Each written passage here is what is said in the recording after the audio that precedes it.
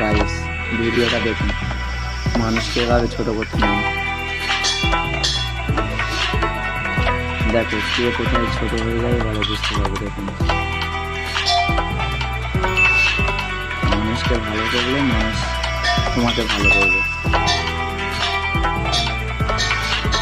ভিডিওটা ভালো লাগলে লাইক সাবস্ক্রাইব করে দেবেন।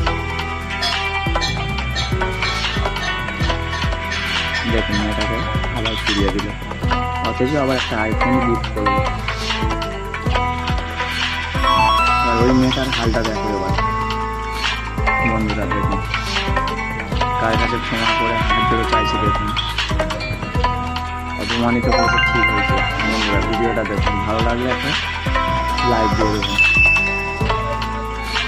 দেখুন কাকে কত ছোট করা হয়।